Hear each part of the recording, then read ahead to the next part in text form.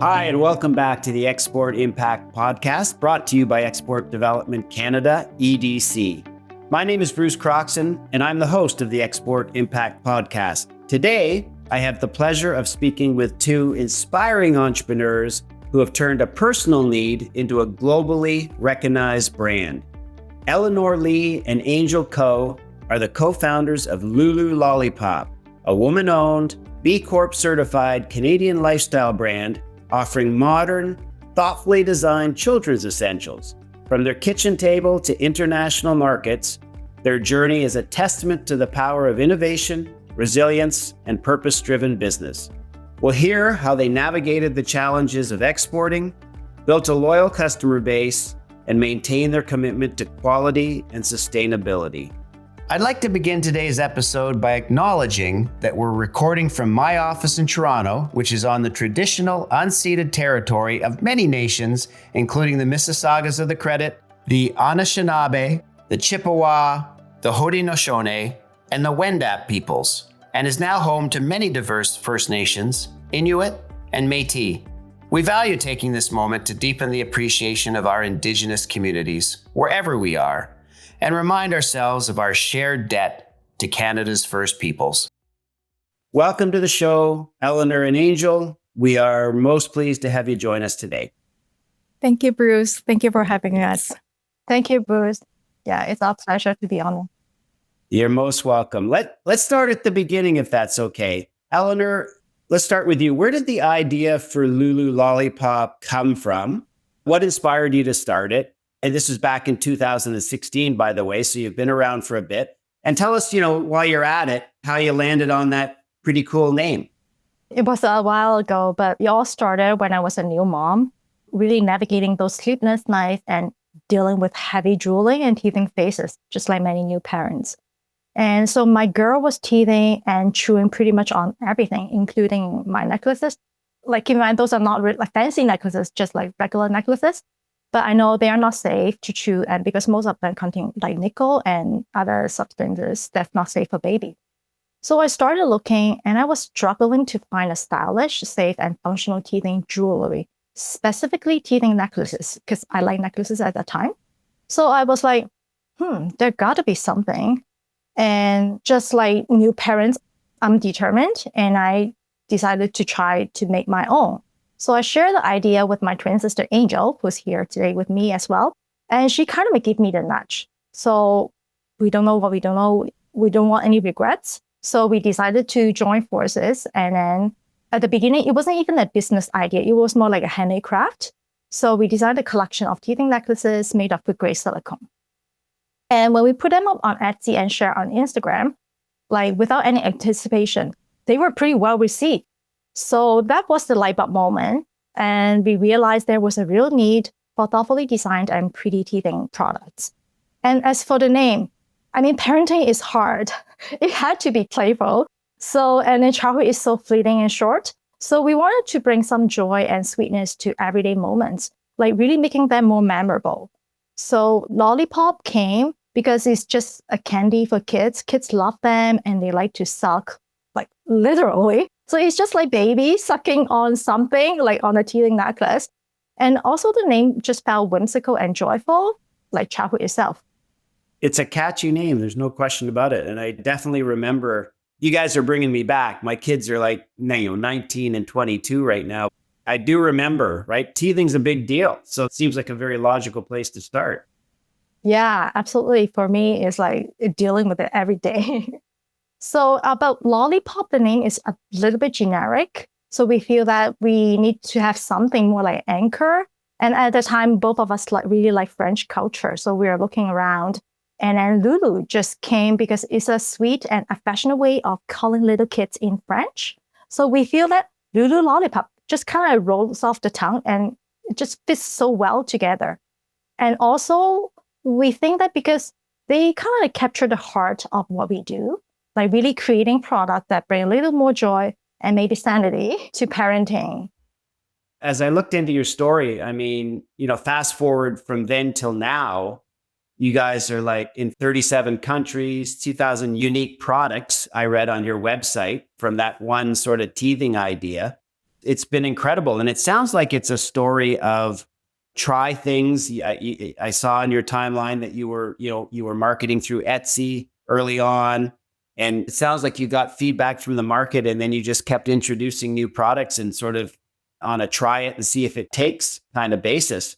But when you look back on it now, I mean, 10 years goes pretty quick in the world of small business. But when you look back on it now, what are some of the sort of key milestones, would you say, that defined your journey?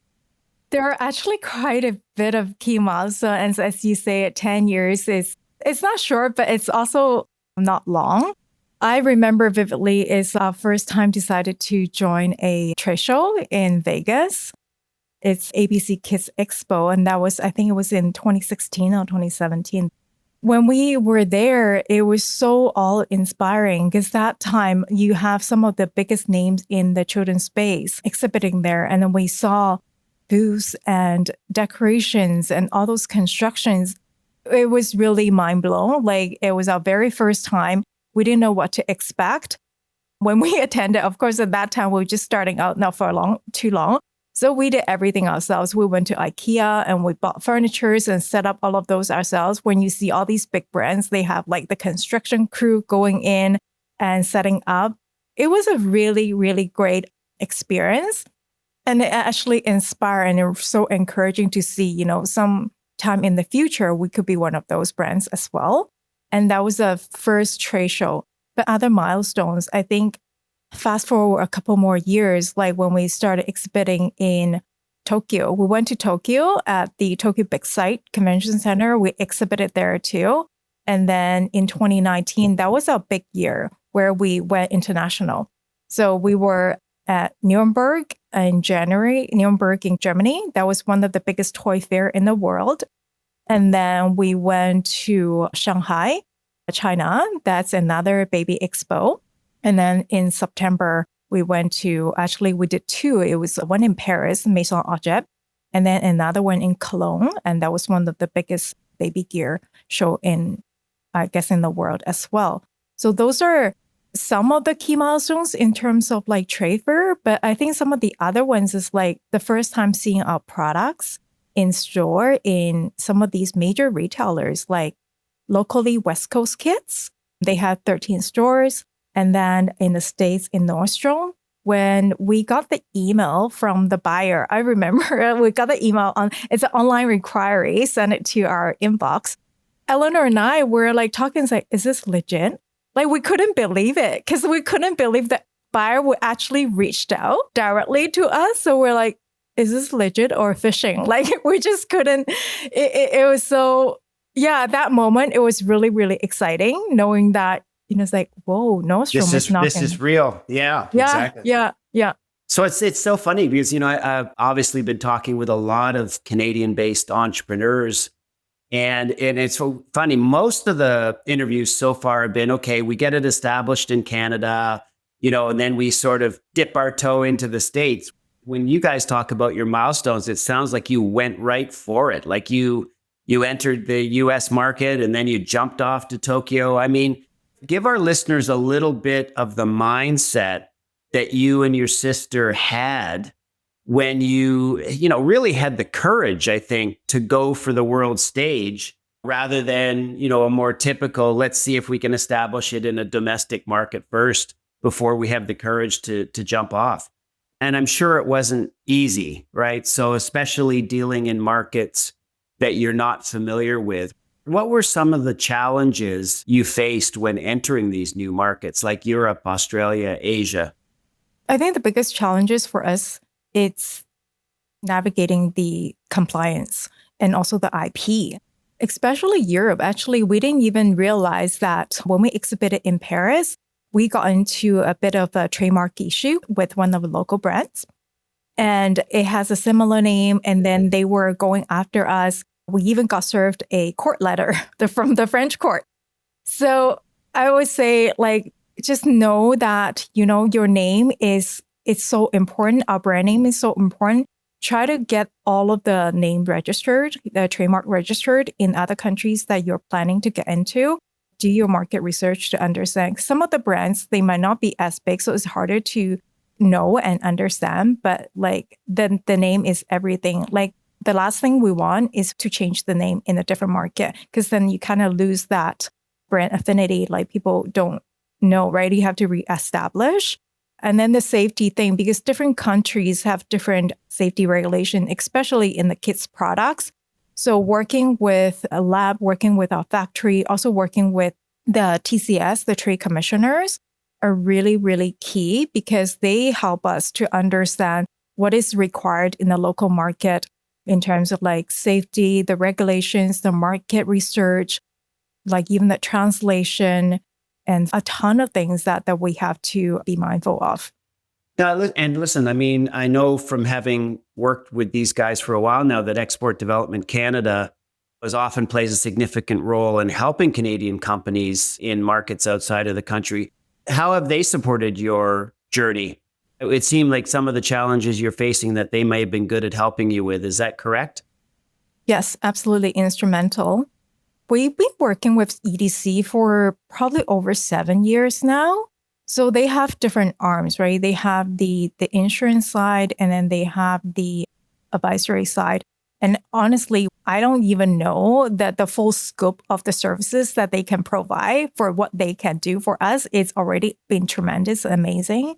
Like talking about just the trade commissioner side, like that side, one of the trade shows that we attended, they were able to bring like local influentials like KOLs, the key opinion leaders, to our booth, share about products, and they also introduce contacts and agents into the local market. So a lot of those groundwork, it's been done. They're basically our hands and eyes on the ground. You know, it's so funny when as I hear more and more about what EDC actually does for a small company.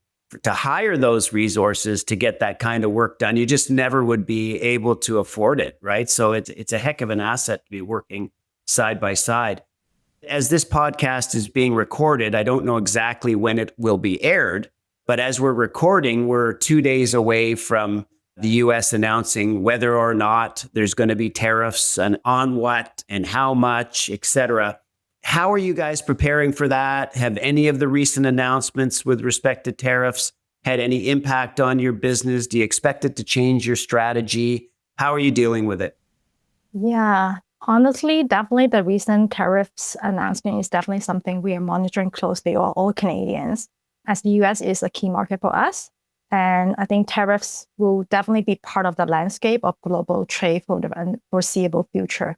So at this point, although we haven't really experienced major disruptions, just minor hiccup a couple months ago when the administration removed the de minimis Section 321, the tax exempt for a few days, and luckily they kind of restored it.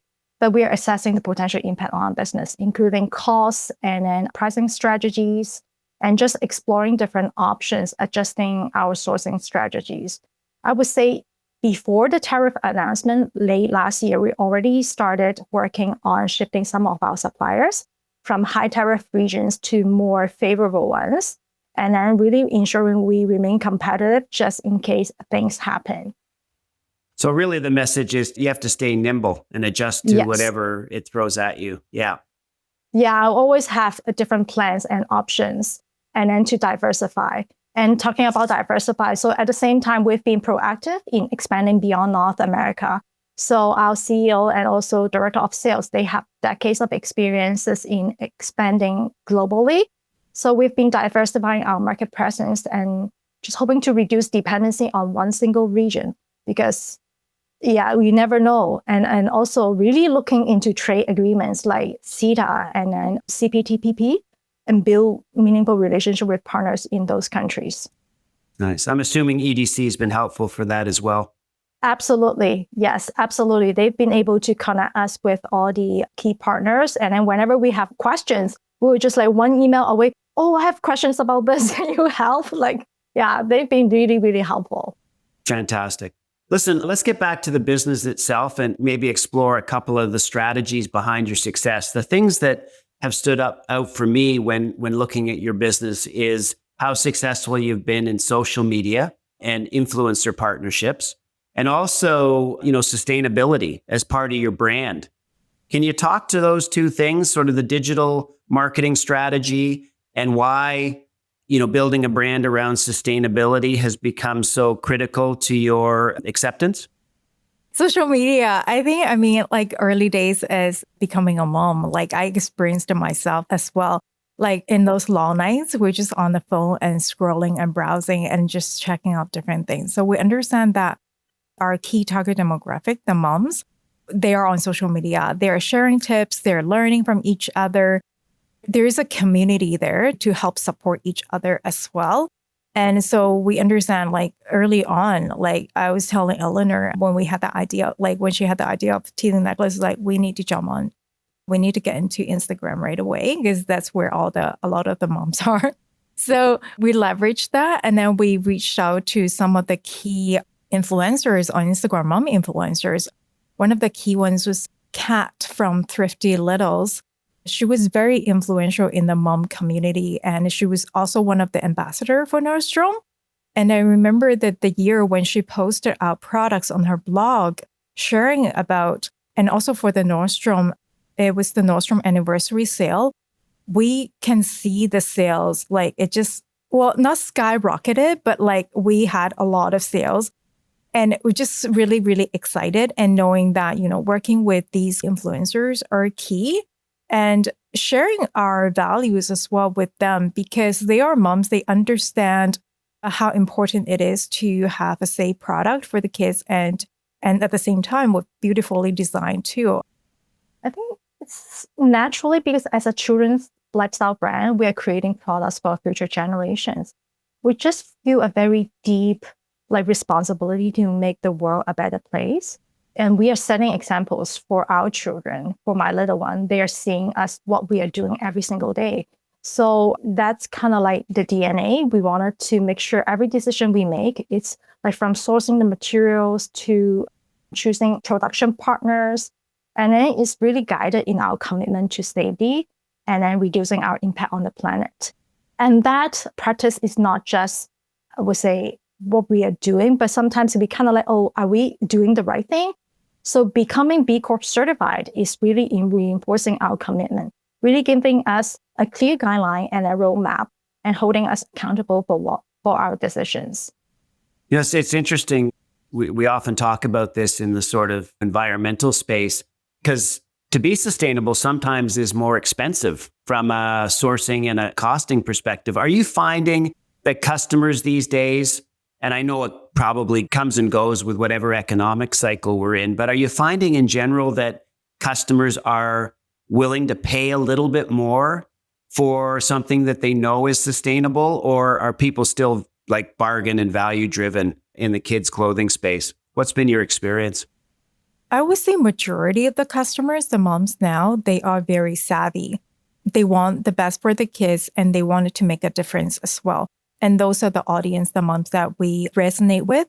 But mind you, there's still a group of moms who love a good bargain. I love a good bargain as well. And that when there is a brand that have consistently producing high quality products and there's a discount, I jump on it too.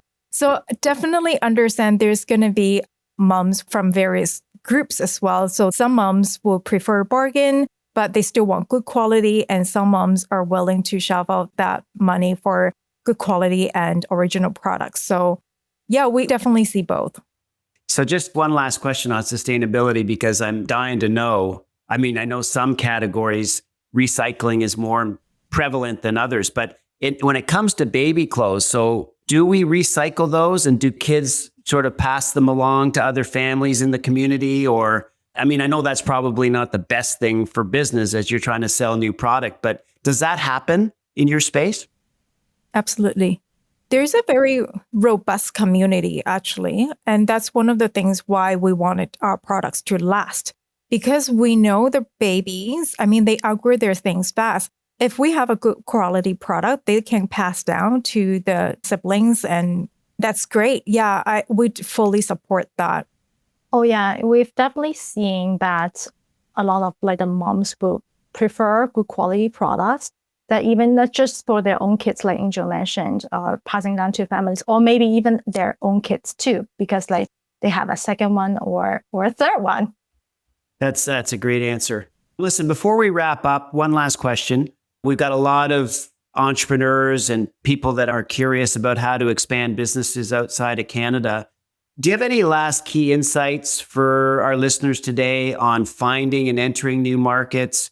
Maybe new companies, even older companies that are looking to expand internationally. What advice would you give them? Connect with EDC. Okay. Well, Yeah. I think I can't they're stress everywhere. enough. Yes. Yeah. Definitely can't stress enough like how important it is like to reach out these organizations. We're so blessed like Canadians to have these organizations like Export Development Canada, like EDC, and also BDC, as well as like the local trade commissioner. These resources are truly, truly invaluable and help us so much tremendously and will guide you through all the complexities of international expansion. It sounds like another piece of advice would be work with your sister and have the courage to jump into new markets where you're not sure of, and just go grab it, right? Amazing. I would say another really key important thing we also mentioned that is even you might not think of like expanding into other countries, just trademark your brand and secure your IP early on before entering any new markets, because you might not know, maybe someday you wanted to expand, but because of the legal issues can really slow down your growth and entry. So don't skip the step. Yeah, because some countries, the trademark is not just by use, it's actually by first registration. So it really depends. So yeah, that is very important. Well, that's great advice. Eleanor and Angel, thank you so much for joining me today. Your story is truly inspiring. And I know our listeners will take away valuable insights about entrepreneurship and how to get outside of your own country. So we very much appreciate that. And for the listeners, thanks again for joining us today on the Export Impact Podcast. If you enjoyed today's episode, we'd love for you to subscribe, rate, leave us a review on whatever streaming platform you're listening on. Until next time, and thanks again for taking time out of your busy schedules. We really appreciate it. Likewise, thank you so much for having us. Thanks, Bruce. Yeah, thank you, Bruce. Thank you, EDC. You're most welcome. Thanks for joining us today on the Export Impact Podcast. If you enjoyed today's episode, we'd love for you to subscribe, rate, and leave us a review on your favorite streaming platform. Until next time,